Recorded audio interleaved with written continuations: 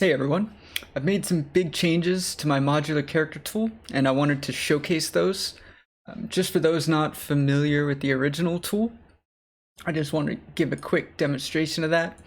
The original tool was designed to make prefabs of the Synty's modular fantasy hero characters asset. How that works is it's a really simple tool. You would just take their prefab or their model. You would run the setup wizard from my pack. You would choose to add the component that's going to allow you to manipulate the parts or just set them all up for you. You would choose whether it's a new or existing character. This character has not been set up before. You don't have a design that's you want to keep, so it would be a new character. You choose male or female, and then you would just choose the material you're going to use. You can use an existing one, which means any changes to the color will change all other objects that use that same material. You create a new one, we'll just create a brand new one so you can manipulate it and only affect that object. So we're just going to use an existing one because I'm not going to change any colors on this object particularly, but I'm just going to show you it set up. We're going to commit, and then there's an option to show the editor, which is the editor to actually modify the object. We're going to go ahead and do that just to give a quick overview. The tool is, as you see, is automatically loaded. We go down here, we'll just dock it. And then here are all the options you have for setting up the character. You can adjust every single part that's connected to the modular can be adjusted here. You can change all the colors. You can switch between female and male on the fly. And all the parts will remain the same except for facial hair and eyebrows. Those are the only two things that'll reset. Or actually, I think it's just eyebrows. I think facial hair will stay on. I can actually test that real quick. I don't remember. I think there's a reason.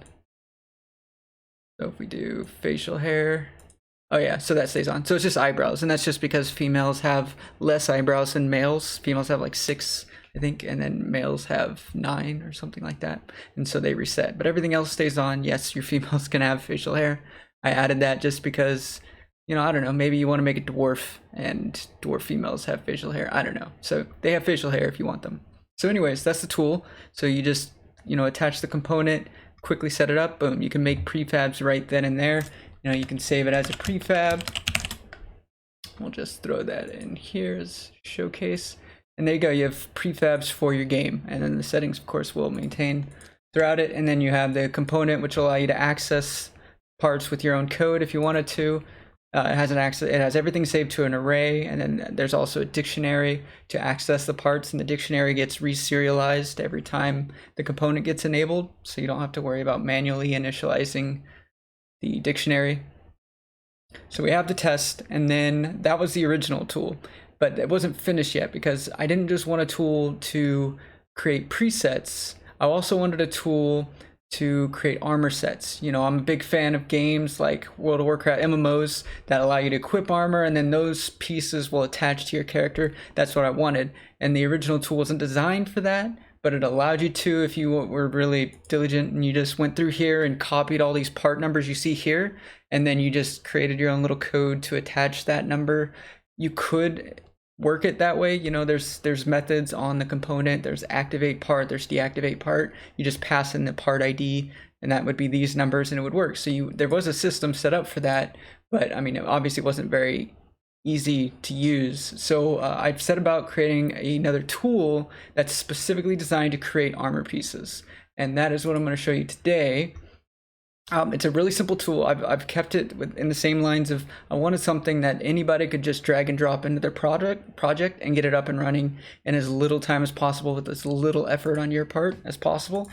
So as an example, we'll go ahead and remove that. We're going to create a new prefab, and this is just because we want the base one with nothing attached to it. So we're going to set it up first of all. We're going to do a new one. It doesn't matter if you choose male or female, except for it. That's going to be the object you're going to see in the preview window initially, but once again, there's always options to switch between male or female. It doesn't matter on the material because the preview is only going to use a custom material, so that's not an issue. And then we're going to commit. You don't have to worry about the editor. When you're done with the character, actually there's one other thing I want to do real quick. There is, and I'll show you why we're going to do this. So you have to name the object creator base, right? The reason for that is we're going to be using the resources folder to load it. As you notice right here, I'm actually redoing this, and I'll show you why here in just a second. So we're going to attach the object to the base. We're going to use the base in order to set up the character. It doesn't matter which one you click when you set this up, it'll find the parts anyways. We'll do new, existing, we'll do this again, and then set it up. Okay, so the reason why we're doing this, and I'll show you that, we're going to go into resources and then save the object here. Once we do this, you have to have an object here for this other tool to work, and that is the armor creator. So this is another tool I created. It's another window. It's got a custom preview window that shows the character, and it's just basically the base form of this, and then it allows you to create parts based on top of that model.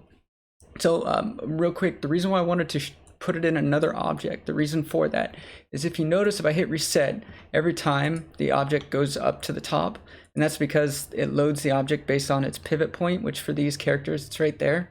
So in order to fix that, I put it in a parent, and then if we take the, we'll go into the prefab, we take the child and then just drop it -1 here, then that will fix the issue. So now the tool itself, we'll just put it here because that's the one we're showcasing.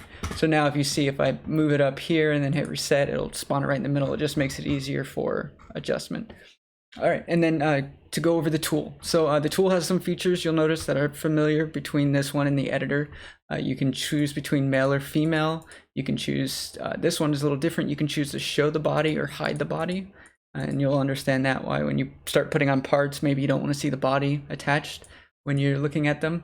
You have the option to take an existing item and implement it, or drag it in here and it'll actually populate it here. Over here you have what types of parts. So you're going to see these ones I have created, but you don't have to follow it. I've designed this tool. I didn't want to make your project for you. You know, I didn't want you to have to follow a very specific setup. I wanted you to be able to make the game you want to make. So this is what I set up. It's based off of WoW. You know, you have the helmet, shoulders, cloak, chest, those pieces. If you ever want to change them though, I'll even show you that real quick. You can. It's based off of this enum here. It's an enum that you can change. You can set whatever parts. Maybe you want your chest piece to actually be chest, cloak, and shoulders. You don't want it to be individual. If you want that, that's fine. Right now, if you click on it, it says chest, it's responsible for these 3 items here. But let's say you also want it to be, and then obviously if I change these, it's going to manipulate that. But let's say you also want it to be responsible for the shoulders up here. So what you can do, you wouldn't change this. You'd say like, well, maybe you might remove your shoulders, right? If you wanted to do that, but we'll just leave it in because I don't want to remove it for the moment. But if you did, it wouldn't break anything. If you went to the actual creator, and if we went down to the bottom here, this is the switch case that handles what you see. So if you look here, you see the torso. These are the 3 parts that pop up. And we were talking about wanting to see the shoulders. So the reason why I didn't delete it is because then I'd have to delete this. Otherwise there'd be that error there. But if we just move it here, save it, and I've done nothing else. All I've done is just move the parts that I want to be able to modify in the items. And we go back to the tool, and then we go to chest again. There they are. And now you can create a chest piece that would manipulate all 5 of the items. And when you created the item, it would know that. The item system, or it's a modular armor class, is designed to accept parts, the color of those parts, and then you attach that class to whatever item system you have. So it's not locked to where you have to build this item system or you have to build, you know, whatever. It's designed to be as modular as, well, the pack that you're using it for. So yeah, so if this is the type of item you want, you know, that's all you have to do is just make those changes. It's no big deal. Like I said, though, I'm a big fan of WoW, so I prefer them up here. So you select your items, you can choose the color. These colors aren't, whoops, not well. You just select those and then you choose the colors. The colors aren't going to affect the material as a whole. It doesn't matter if you chose custom material or an existing one. This particular tool uses an instance material. So any changes you make here do not affect any of your major materials. So you don't have to worry about changing any of that. All you have to do is just go ahead and start playing with it, setting what colors you want for your armor. And you can come over here and you'll have an option to create an icon if you wanted to. So this is another tool that I had in mind when I was building this tool. It was a tool to be able to take screenshots of the items, and that way, you know, I can have a UI for an RPG or whatever I'm making. I really like the tool so much that I actually built it as a separate standalone tool, which I am publishing to the asset store. I'm just waiting on approval. But the tool I'll show you here is I've actually designed it to work with this, because the original tool was designed to take prefabs only, and what you see in here isn't exactly a prefab. It's not a scene object. It's something saved in your database, so it's not designed to work with that. I had to create something to get this preview, this icon creator to work specifically with this tool.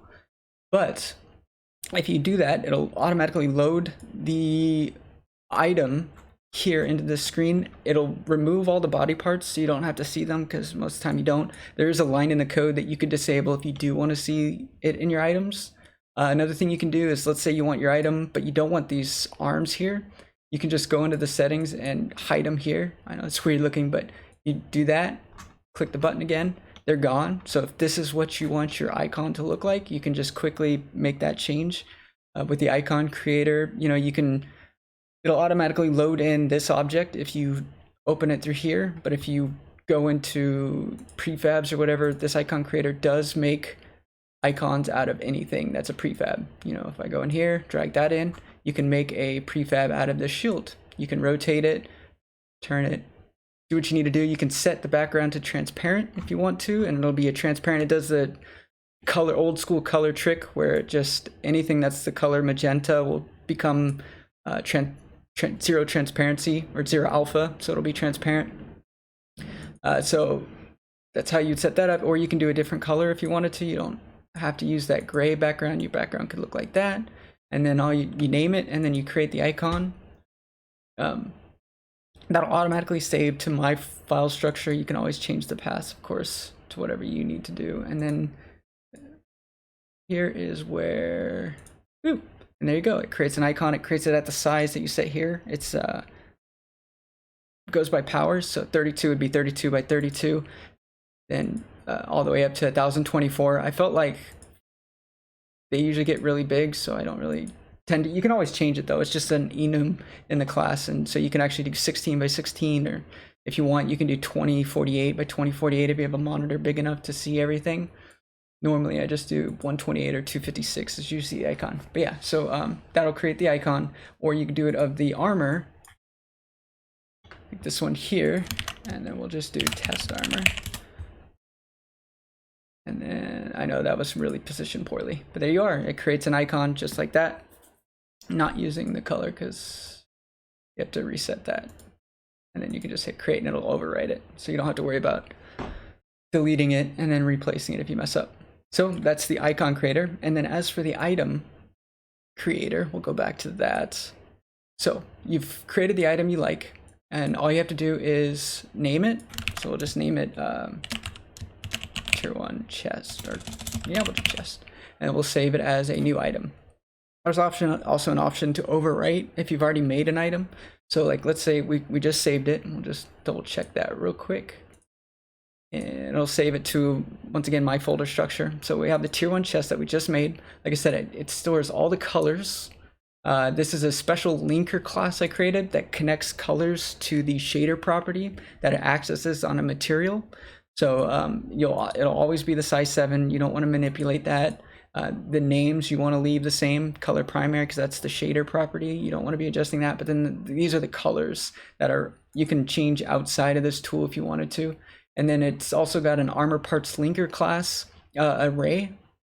And how this works is the linker class connects a armor body part with it's an enum body type, and it's type torso. As you see here, the 2 upper arms, these are the 3 you see here, and then a part ID, which is what connects into the component. And then you would have your equipment system access these and then load them into the component, and then the component will activate the parts, which I'll show you here in a second. So you've created this scriptable object is what it creates. We'll go ahead and dock that real quick. So it created a scriptable object, tier 1 chest. What you would do then is you would have however your item system works. I've got a simple one set up just to showcase. We'll just do test torso. It doesn't matter.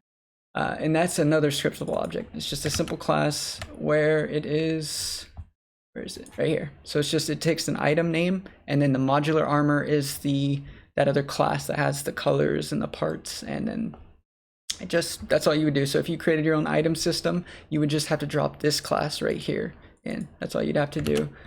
And then to get it working, I created just a simple little equipment manager just to see it. It's not an entire fleshed out system, it's just a showcase. It would obviously be up to you to design your own system to get this set up, but I'll just give you a quick example of how easy it is to get the parts to work. I've got an equipment manager. It has a list, it has an array of slots. So you'd have like head slot, shoulder slot, or whatever slots you design for your character. And then you would have a reference to the character manager, which is the component that handles everything. When it starts, it just calls this method that equips the item. You pass in the item, it goes through that item, it checks all those parts in that armor parts array, and then it activates them through the manager. And then it goes and takes all the colors on that item, and then it applies the colors through that same manager. And that's all it does. So it's really simple. And then just to show you, we'd go ahead and do this, open it up to 1. And then we need a item. So we pass in the item first. Let me make sure, because I always forget to do this. You apply the scriptable object to it. You don't really need to name it. Save it, and then when I hit play, right on start, it'll automatically equip. Oops, no, it's not equipping it. Why is that?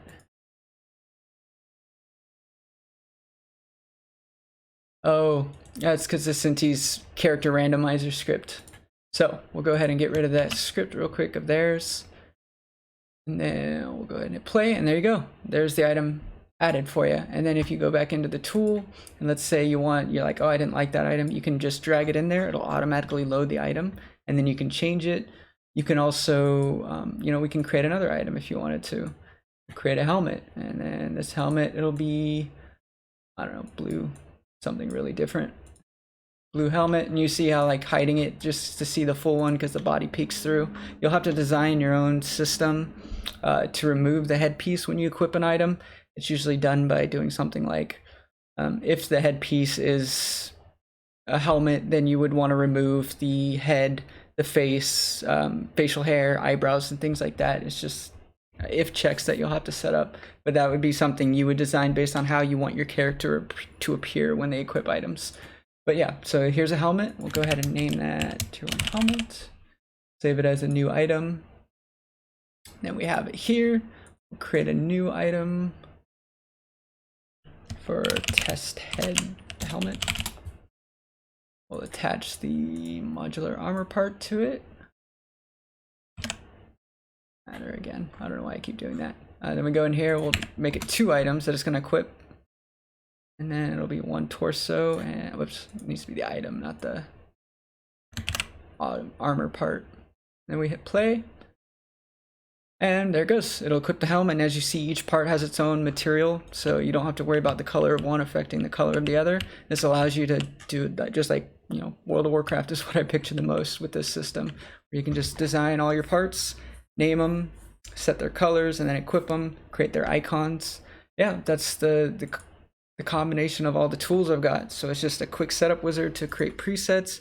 You've got your modular character editor for creating preset characters, that maybe your NPCs in the world that don't have armor parts and you just want to quickly set them up. You have that. And then you have the armor creator, which is just to create the armor system for your game. And yeah, I'm planning on releasing all this to the asset store. I'm just waiting on Unity's approval. All these recent changes have to be updated into the file, but yeah, I hope you like this system as much as I like it. And yeah, let me know what you think. Thank you.